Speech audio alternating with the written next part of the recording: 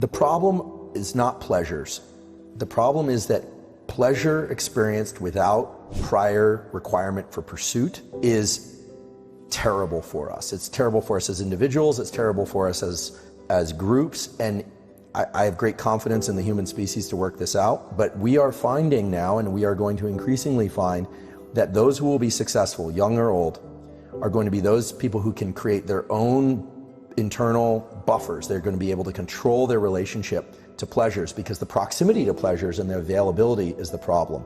If you look at the increase in use of drugs of abuse or prescription medication, which at least at the first pass deliver pleasure, pain relief, the whole issue with the opioid crisis and dopaminergic drugs like Ritalin, Adderall, there sometimes is a clinical need, but tons of people are taking those recreationally now or to study. Huge dopamine increases are what those cause. That is a problem. That's a serious problem, because it creates a cycle where you need more of that specific thing. I always say addiction is a progressive narrowing of the things that bring you pleasure. And and I don't like to comment too much on enlightenment, because I don't really know what that is as a neurobiologist, but a good life, we could say, is a progressive expansion of the things that bring you pleasure. And even better, is a good life is a progressive expansion of the things that bring you pleasure and includes pleasure through motivation and hard work. And understanding this pain-pleasure balance, whereby if you experience pain and you can continue to be in that friction and exert effort, the rewards are that much greater when they arrive. And so if you look at any drug of abuse or any situation where somebody isn't motivated or thinks, now they may have clinically diagnosed attention deficit hyperactivity disorder, but a lot of what people think is ADHD, it turns out, is people just over-consuming dopamine from various sources. And also the context within a TikTok feed is, the context switch is insane. The brain has never seen, first of all, this is the first time in human evolution that we wrote with our thumbs, but that's a pretty benign shift. And then the other shift is, normally you walk from one room to another, or from a field into the trees, or from a hut or a house, or whatever it is. But now you can get 10,000 context switches in that 30 minutes of scrolling on Instagram or TikTok.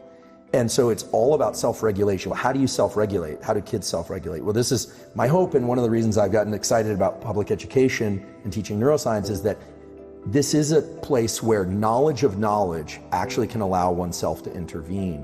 When you think, I'm feeling low, I don't feel good, nothing really feels like good. Am I depressed? Maybe. But maybe you've saturated the dopamine circuits. You're now in the pain part of things. What do? Well, you have to stop. You need to replenish dopamine. You need to stop engaging with this behavior, and then your pleasure for it will come back. But you have to constantly control the hinge. It's not just about being back and forth on the seesaw. You have to make sure the hinge doesn't get stuck in pain or in pleasure. We often think about the extremes of addiction, and those are really severe. But we also have to think about the more subtle forms of something we really love, but indulging in it just a little too often so that it no longer has that edge. There have been really good studies of people who jump out of airplanes with parachutes. I'm sure it's a lot of fun. It looks like a thrill, but people do it over and over and over again, often die doing other things. They often become drug addicts because it's a huge high. Oh yeah, a lot of that. And there are a lot of examples of this. I mean, you can get addicted to anything. The key is to regulate that behavior. So you asked what should people do? Well, certainly I'm trying this now, and I have some good examples. Some young people I know and work with are taking breaks from not just social media, but no cell phone whatsoever. I'm actually trying an odd experiment, which is for the first hour of every day, no phone. Learning how to keep that no-go, don't circuitry, as we could call it, tuned up is very important. And so many times throughout the day, but I try and get 25 a day, where I actively refrain from doing something that I impulsively want to do. Could be looking at my phone, but it could even be something trivial. Like I want to walk to the kitchen and get a glass of water. So I'm actively engaging in action-based denial.